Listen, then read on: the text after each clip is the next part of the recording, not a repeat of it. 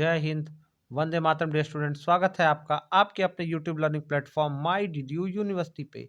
Students, मैं आपका educator Shubham sir आज आपके लिए लेकर अवेलेबल हूँ एक और प्रीवियस ईयर पेपर। जी हाँ स्टूडेंट, आज मैं लेकर अवेलेबल हूँ आपके लिए AAC 103 यानी जो हमारे BA फर्स्ट सेमेस्टर के स्टूडेंट हैं उनके लिए एंशिएंट हिस्ट्री का 103 का पेपर।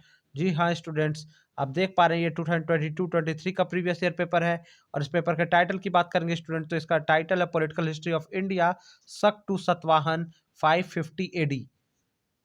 ठीक है, तो ये आपके पेपर का टाइटल हो गया स्टूडेंट। इसमें हम डिटेल एनालिसिस करेंगे, देखेंगे कैसे क्वेश्चन आए थे और उनके राइट आंसर क्या है। तो स्टूडेंट बिना टाइम वेस्ट किए आपको ले चलेंगे क्वेश्चन की तरफ।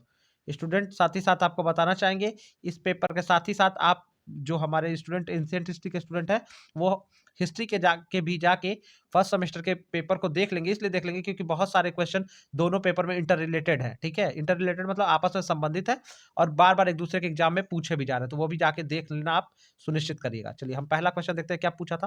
पहला क्वेश्चन कह रहा है स्टूडेंट कि निम्नलिखित में किसने स्वयं को शक यौवन पहलव निषुदनस घोषित किया। यानी जो फर्स्ट कौन था, वो फर्स्ट जो किंग जो जिसने खुद को शक यौवन पहलव निषुदनस घोषित किया। ठीक है, अपने आप को बताया, तो वो कौन था। तो बात करें स्टूडेंट, वो था जो है गौतमी पुत्र सातकर्णी। ठीक है, ऑप्शन सी हो जाएगा राइट, गौतमी पुत्र सातकर्णी हो जाएगा राइट आंसर। ठीक है, इसने अपने आप को निषुदनस घोषित किया था। ठीक है, तो स्टूडेंट आपको अब बताता चलूंगा, पेन पेपर लेके बैठे रहेगा कि ये जो था गौतमी पुत्र सातकर्णी सतवाहन राजवंश के 23वें सम्राट थे और ये एक बहुत महान सम्राट था। इन्होंने शक यौवन पहलव विदेशी आक्रमणकारियों को हराया। ठीक है, तो इसीलिए इसे पहलव निषुदनस कहा गया। ठीक है, और विदेशी आक्रमणकारियों को हराया। सतवाहन जो थे, ठीक है, तो ये सतवाहन वंश से थे। ठीक है, चलिए, और सतवाहन वंश की स्थापना किसने की अगर आपको पूछा जाता है तो सीमुका पहले सतवाहन राजा माने जाते हैं। स्टूडेंट एक और क्वेश्चन भी पूछा गया था कि पुराणों में सतवाहन के लिए किस शब्द का प्रयोग किया गया, तो उनके लिए आंध्र शब्द का प्रयोग किया गया है। ये आपके एग्जाम के आए हुए क्वेश्चन है। सतवाहन जो थे स्टूडेंट दक्कन क्षेत्र में शासित राजवंश थे। ठीक है, दक्कन क्षेत्र में। चलिए दूसरा प्रश्न देखते हैं। दूसरा प्रश्न कह रहा है निम्नलिखित में से किस राजवंश के शासक अपने मात्र के नाम से लक्षित होते हैं यानी जाने जाते हैं।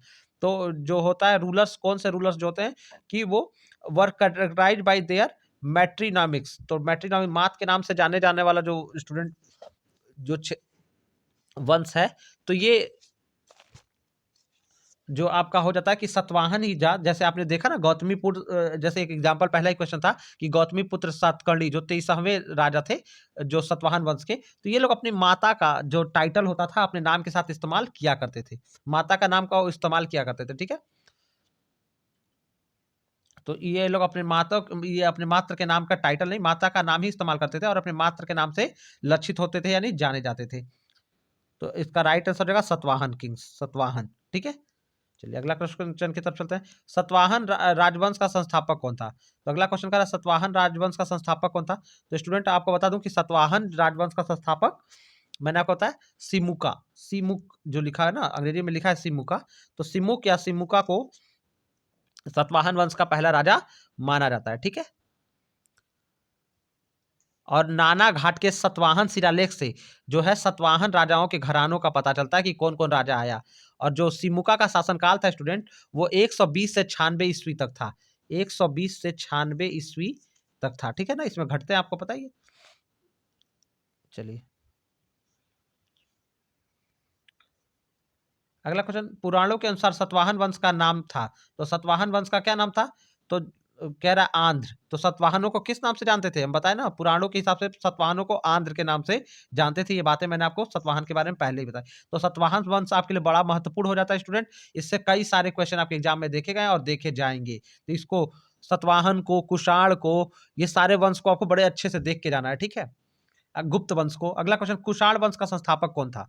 तो कुषाण वंश का संस्थापक इस कुजुल कड़फेसिस था। कौन था, कुजुल कड़फेसिस। ऑप्शन बी हो जाएगा राइट कि कुषाण वंश का संस्थापक कुजुल कड़फेसिस था। ठीक है, ये चीन से, ये पश्चिमी चीन से आए हुए माने जाते हैं। कहां से आए हुए माने जाते हैं, पश्चिमी चीन से ये आए हुए माने जाते हैं। तो कुजुल कड़फेसिस इसका पहला राजा था। ठीक है, अभी स्टूडेंट आपको बताएं जो ये था कि सर्वप्रथम भारत में बुद्ध की मूर्तियों का निर्माण कुषाण काल में हुआ था, ठीक है। और जिसको कुजुल भी कहते हैं, कुजुल कड़फेसेस, ये पहला कुषाण वंश का राजा माना जाता है। और ये लोग पश्चिमी चीन से आए हुए भी भारत में आए हुए माने जाते हैं, ठीक है।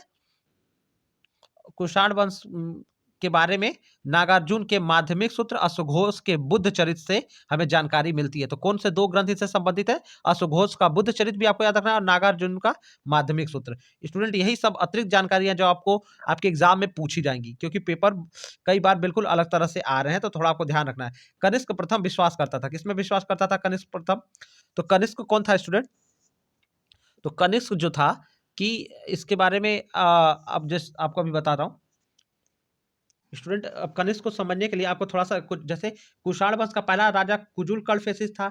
इसका पुत्र जो था वो विम कड़फेसिस था। इसका पुत्र को था विम कड़फेसिस, जिसको महेश्वर और सर्वलोकेश्वर की उपाधि मिली थी। विम कड़फेसिस को महेश्वर और सर्वलोकेश्वर की उपाधि मिली थी। और कुषाण शासक, ये जो शासक जो था, कुषाण वंश का तीसरा शासक जो था, वो कौन था? वो कनिष्क था, ठीक है। और ये, ठीक है, एक ये कुषाण वंश का तीसरा सबसे प्रमुख शासक था, ठीक है। इसको भी आपको ध्यान में रखना है। और ये किसमें विश्वास करता था? तो जो कुषाण था, तो ये जो कुषाण वंशी जो राजा थे, कनिष्क थे, ये बौद्ध धर्म में यकीन करते थे ना। तो ये बौद्ध धर्मी थे, बौद्ध धर्म में यकीन करते थे। तो ऑप्शन सी हो जाएगा राइट, कि ये किस में विश्वास करते थे? ये बौद्ध धर्म में विश्वास करते थे। और स्टूडेंट, कनिष्क के बारे में कुछ और नोट कर लीजिएगा। माना जाता है कि कनिष्क ने शक संवत चलाया था। माना, जो आधुनिक शक संवत दो है स्टूडेंट, एक बहुत पहले एक शक संवत माना जाता है जिसका अनादि माना जाता है, और दूसरा माना जाता है कि इसको चलाने वाला व्यक्ति कौन था? कनिष्क था, ठीक है। शक संवत का प्रवर्तन किया था कनिष्क ने, ठीक है।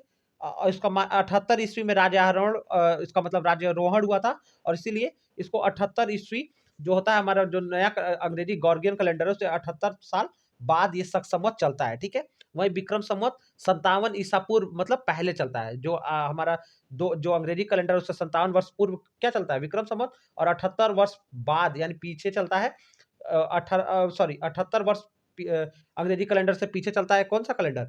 ये वो शक संवत, ठीक है। और माना जाता है कि 78 ईस्वी में कनिष्क का क्या हुआ? राजरोहण हुआ, ठीक है, ऐसा लोग कहते हैं। तो ये आपको याद रखना है। अगला प्रश्न देखते हैं, खारवेल किस मत का अनुनायी था? तो खारवेल जो था वो किस मत का अनुनायी था स्टूडेंट? आपको बता दूंगा। तो खारवेल एक भारतीय कलिंग राजा थे। कलिंग के क्षेत्र में, ये कलिंग उड़ीसा के क्षेत्रों में ये शासन करते थे, ठीक है। और ये किस मत के अनुनायी हुआ करते थे? तो ये जैन मत के अनुनायी हुआ करते थे। जैन धर्म को मानने वाले ये राजा हुआ करते थे, खारवेल, ठीक है। खारवेल जो था, तो ये खारवेल जो था, ये खारवेल जो भारतीय कलिंग के राजा थे, और ये चेदी वंश के, ठीक है। ये चेदी वंश का महत्वपूर्ण शासक था, ठीक है। दूसरी शताब्दी के आसपास ये इसने शासन किया, ठीक है।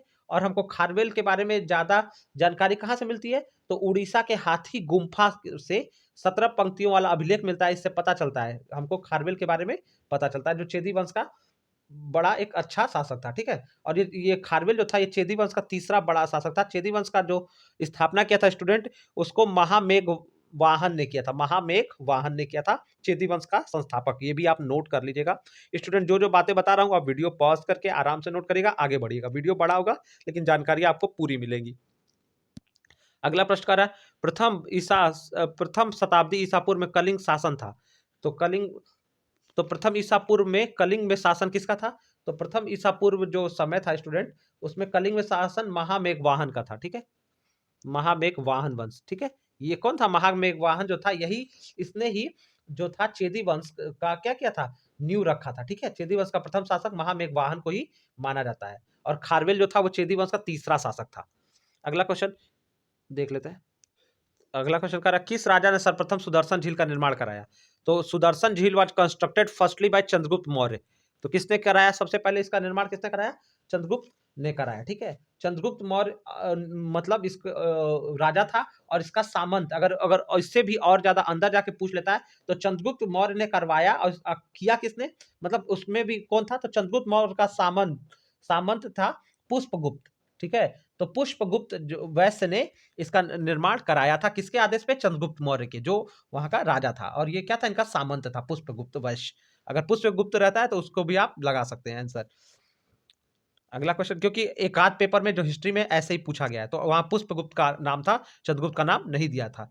तो सुदर्शन झील का पहली बार निर्माण चंद्रगुप्त के आदेश पर उसके सामंत पुष्यगुप्त ने किया था। इसको आपको अच्छे से याद रखना है। अगला प्रश्न, किस राजा ने सर्वप्रथम सुदर्शन झील का निर्माण कराया? ये तो क्वेश्चन हमने करा दिया स्टूडेंट। अगला क्वेश्चन, शक संवत का संस्थापक कौन था? ये पहले मैंने आपको पहले ही बताया कि माना जाता है कि 78 ईस्वी में कनिष्क राजा बना, और 78 ईस्वी में तो राजा बना, और 78 ईस्वी से ही शक संवत की शुरुआत मानी जाती है। तो इसका संस्थापक कनिष्क को माना जाता है, जो पूर्णतः सत्य भी नहीं, सत्य मतलब माना जाता है स्टूडेंट, इसमें सत्य है कि नहीं है उसमें शंका है, ठीक है। लेकिन माना किसको जाता है? कनिष्क को माना जाता है। अगला क्वेश्चन, खारवेल के इतिहास का प्रमुख स्रोत क्या है? ये भी प्रश्न आपको बता देता। खारवेल के इतिहास का प्रमुख स्रोत स्टूडेंट, मैं आपको सीधे राइट आंसर बताता हूं ताकि आपको याद हो। तो ये हाथी गुम्फा अभिलेख है। क्या है? हाथी को खारवेल के इतिहास का प्रमुख स्रोत क्या है? खारवेल के बारे में जो कलिंग राजा थे, हाथी गुम्फा अभिलेख जो 17 पंक्तियों का अभिलेख है, इससे पता चलता है कि हमें खारवेल के बारे में जानकारी मिलती है, ठीक है। जिसमें से 17 पंक्तियों में से 4 से 6 पंक्तियां ही पढ़ी जाने लायक है। और जो हाथी गुम्फा अभिलेख का पहली पंक्ति, चेत राजा वसे वधनेन, यही पहली पंक्ति है, चेत राजा वसा नेन, यानी जिसने चेत राजा के वंश को बढ़ाया, ठीक है। तो ये इसको कहा जाता है इस तरह से। समझ में आ रहा है स्टूडेंट? और चेदी वंश का ये जो था, ये तीसरा शासक खारवेल था, पहला शासक महामेघवाहन था, और अंतिम शासक जो था शिशुपाल था, ठीक है। ये आपको याद रखना है। खारवेल ने तमिल संघ को हराया था, वो उसकी उपलब्धि थी, तमिल संघ को, ये भी आप याद रखिएगा। अगला प्रश्न देखते हैं, सिकंदर के आक्रमण के समय तक्षशिला का शासक कौन था? तो जब सिकंदर ने आक्रमण किया तो उसमें तक्षशिला का शासक कौन था? अम्मी था, ठीक है, आम्बी था, आम्बी। आम्बी उस समय तक्षशिला का शासक था, और मगध का राजा उस समय धनानंद था। ये भी बात आपको ध्यान देना है, ठीक है। और मगध का राजा कौन था उस समय? धनानंद था, ठीक है।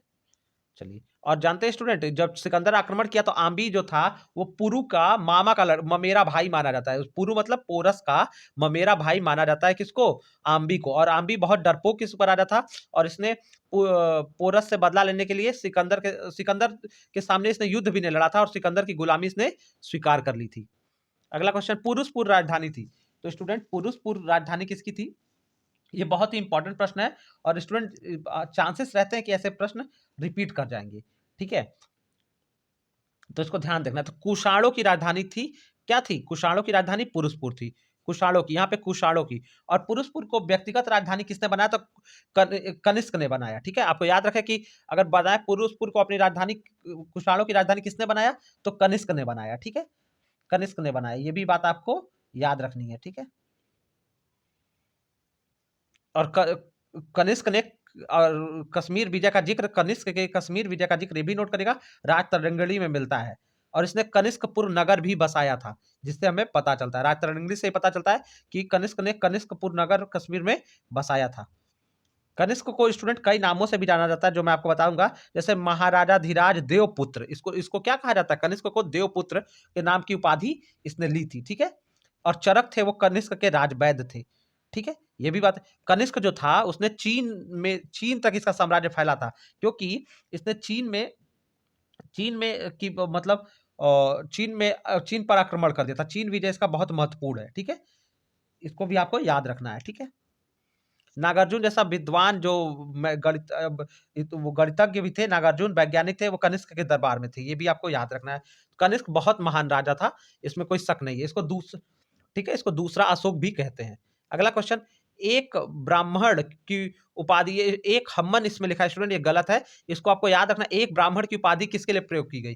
तो एक ब्राह्मण की उपाधि स्टूडेंट गौतमी पुत्र सातकर्णी को कहा गया। एक ब्राह्मण जो कहा गया, एक ब्राह्मण यानी ब्राह्मणों में एक, यानी सारे ब्राह्मणों से उच्च एक ब्राह्मण इसको कहा गया, वो गौतमी पुत्र सातकर्णी को कहा गया, ठीक है। ये भी आपको याद रखना है। ये जो था सतवाहन राजवंश का 23वां, सतवाहन राजवंश का ये 23वां महान शासक था, सबसे महान, जिसने पहलव विदेशी आक्रमणकारियों से को हराया था,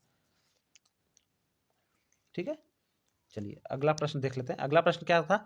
शक संवत कब आरंभ हुआ, किस वर्ष में आरंभ हुआ? तो मैंने बताया विक्रम संवत था, वो 57 ईसा पूर्व माना जाता है, और शक संवत स्टूडेंट 18 ईस्वी बाद माना जाता है। अंग्रेजी कैलेंडर से जो है विक्रम संवत पहले चलता है, 57 ईसा पूर्व, 57 साल पहले, और विक्रम संवत 78 साल बाद चलता है। तो अगर आज हमको निकालना हो कि 2023 में, 2024 में कौन सा चल रहा है, 2024 में कौन सा शक समझ चल रहा है, तो हम 2024 में से 78 घटा देंगे, जो आएगा वही आंसर हो जाएगा। ठीक है, अगला क्वेश्चन, फाहियान ने किस शासक के समय भारत की यात्रा की? तो फाहियान चंद्रगुप्त द्वितीय के समय भारत आया था। ये बहुत इंपॉर्टेंट क्वेश्चन है स्टूडेंट, आपको याद रखना है। चंद्रगुप्त द्वितीय, जिसको चंद्रगुप्त विक्रमादित्य के नाम से हम जानते हैं। ठीक है, जो चंद्रगुप्त प्रथम का पौत्र था, ये भी आपको याद रखना है। ठीक है, अगला क्वेश्चन, फाहियान, ये क्वेश्चन तो हमने बताया आपको स्टूडेंट। अगला क्वेश्चन कर रहा है कि वटाका जो था, वकाटक वकाटक वंश का संस्थापक कौन था? तो स्टूडेंट, वकाटक वंश का संस्थापक क्या जो था, वो विंध्य शक्ति था। कौन था? विंध्य शक्ति हमारा राइट आंसर हो जाएगा स्टूडेंट। जो हमको पीडीएफ बहुत अच्छा नहीं मिल पाया था, फिर भी हमने आपके लिए एक अच्छा पीडीएफ को पढ़ने लायक बनाने की कोशिश की है। ठीक है, तो इसका जो संस्थापक था वो विंध्य शक्ति था। ठीक है, और आज पीडीएफ न मिल पाने के कारण स्टूडेंट वीडियो आने में लेट भी हुआ है। मगध के किस शासक को उग्रसेन के रूप में जाना जाता था?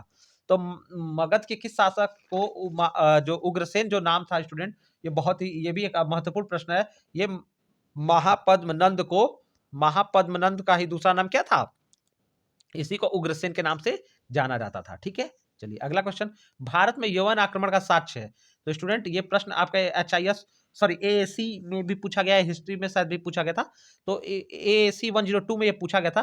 तो उसमें गार्गी संहिता, तो ये क्या है, इसका साक्ष्य कहाँ पे मिलता है? गार्गी संहिता में मिलता है।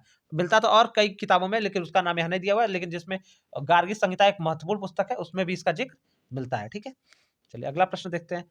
गुप्त काल में युद्ध एवं शांति का मंत्री जाना जाता था। यहाँ से स्टूडेंट बहुत सारे प्रश्न बनते हैं, बार बार मंत्रियों का नाम बदल के कई सारे प्रश्न आपसे पूछ लिए जाते हैं। ठीक है, तो अभी आपको मैं बता रहा हूँ, उसको आप पेन पेपर लेके अच्छे से नोट करिएगा। ठीक है, तो गुप्त काल में जो स्टूडेंट जो ये था, उसको युद्ध और शांति का मंत्री जाना जाता था, उसको संधि विग्राहिक के नाम से हम जानते थे। हम किस नाम से जानते थे? संधि विग्राहिक। इसको पहले आप नोट कर लीजिए, फिर और बातें बता रहा हूँ।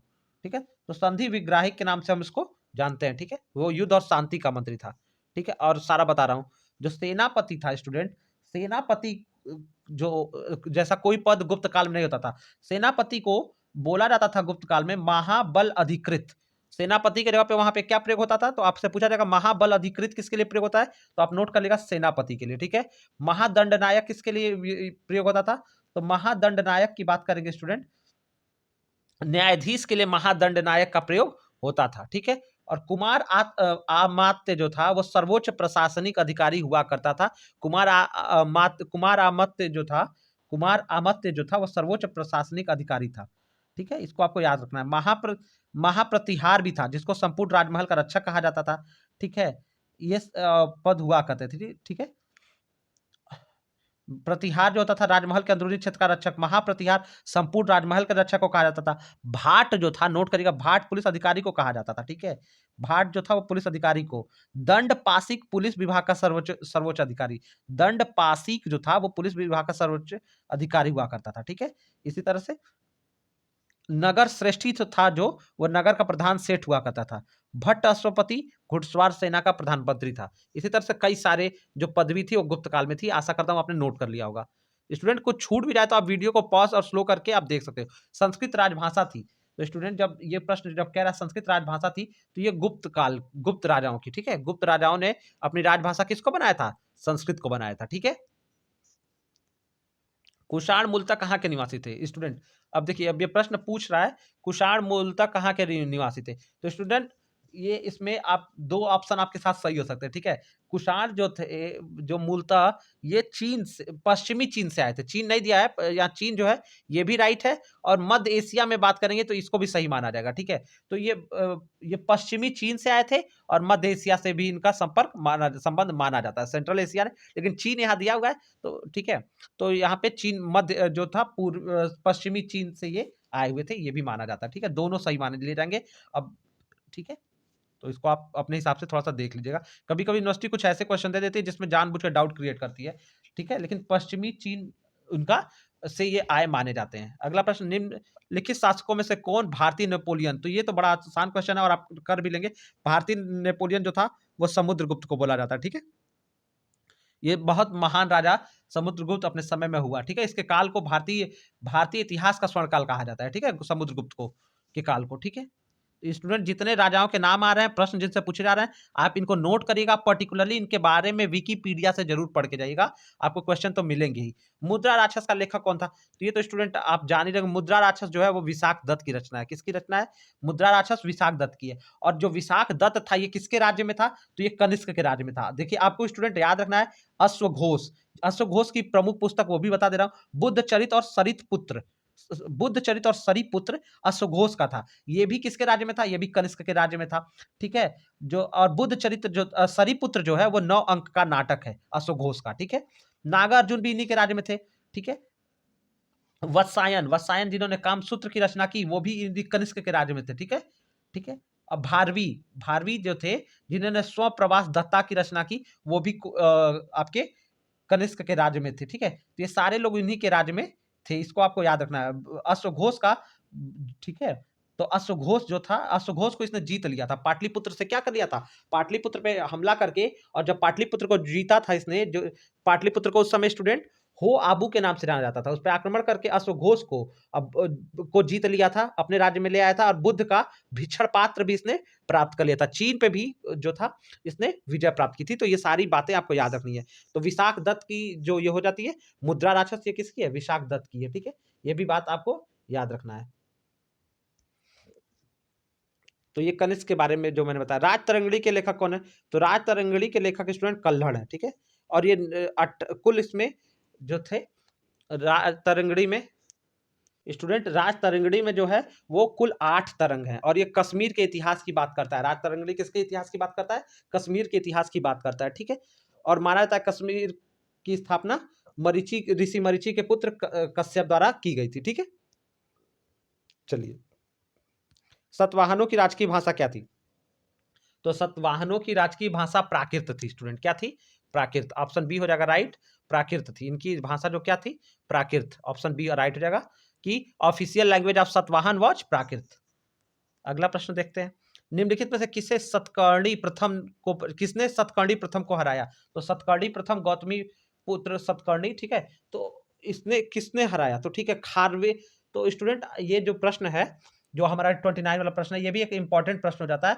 और रुद्र दामन ने, ठीक है, तो रुद्र दामन जो था इसने माना जाता है कि इसने कितनी बार? 2 बार, इसने 2 बार हराया था। ठीक है, यहाँ पे रुद्रदामा जो लिखा हुआ है बी ऑप्शन, तो रुद्रदामन के बारे में कहा जाता है कि इसने कहा कि 2 बार सतकर्णी प्रथम को इसने हराया था। ठीक है, और सतकर्णी प्रथम को इसने हराया था, इसको ये आपको याद रख लेना है। ठीक है, अगला प्रश्न देख लेते हैं, प्रयाग प्रशस्ति का रचनाकार कौन है? तो प्रयाग प्रशस्ति जो था ये हरिशेण का है। ठीक है, ये किसका है? हरिशेण का है, ये भी आपको याद रखना है। तो स्टूडेंट पेपर काफी अच्छा पिछले बार आया था, तो इस बार भी पेपर का लेवल अच्छा रहने की उम्मीद है, और जो बातें बता रहा हूँ वो भी तैयार करेगा, और अलग से भी कुछ पढ़ के जाएगा, जिससे क्वेश्चन पूछे जा रहे हैं इन सारी चीजों को आसपास देखिएगा। अगला क्वेश्चन कर रहा है, प्रभावती गुप्ता का इतिहास आधारित है। तो प्रभावती गुप्ता कौन? प्रभावती गुप्त जो, या प्रभावती गुप्ता लिखा है, तो इसका इतिहास के बारे में हमको जानकारी पूना ताम्रपत्र से मिलती है। पूना ताम्रपत्र से बारे में इससे पता चलता है। प्रभावती गुप्ता जो थी वो चंद्रगुप्त द्वितीय, यानी चंद्रगुप्त द्वितीय कौन था? चंद्रगुप्त विक्रमादित्य और कुबेर नागा की पुत्री थी। इनकी मतलब चंद्रगुप्त द्वितीय की पत्नी कौन थी? कुबेर नागा। इनकी पुत्री थी प्रभावती गुप्ता। चंद्रगुप्त की कई रानियां थी, उसमें कुबेर नागा और चंद्रगुप्त द्वितीय की पुत्री थी प्रभावती गुप्ता, जिसका विवाह वकाटक वंश के रुद्रसेन द्वितीय से हुआ था।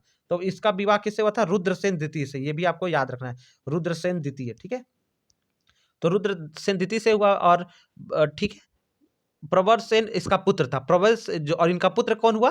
तो जो ये प्रभावती गुप्ता और ये जो रुद्रसेन द्वितीय है, इनका पुत्र प्रवर सेन द्वितीय हुआ, जिसने अपने राजधानी को नंदीवर्धन से बदलकर प्रवरपुर किया था। ये भी आपको याद रखना है, और पूना ताम्रपत्र से इनके बारे में जानकारी मिलती है।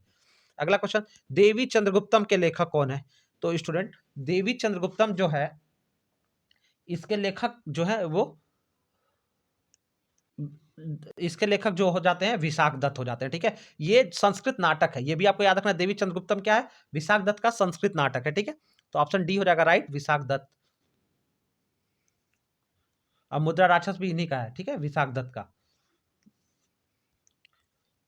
अगला क्वेश्चन, किस वंश के शासकों ने छत्रप शासन प्रणाली प्रचलित की? तो छत्रप शासन प्रणाली किसकी चलाई हुई थी? तो शक राजाओं ने चलाया था। छत्रप शासन प्रणाली कौन चलाते थे?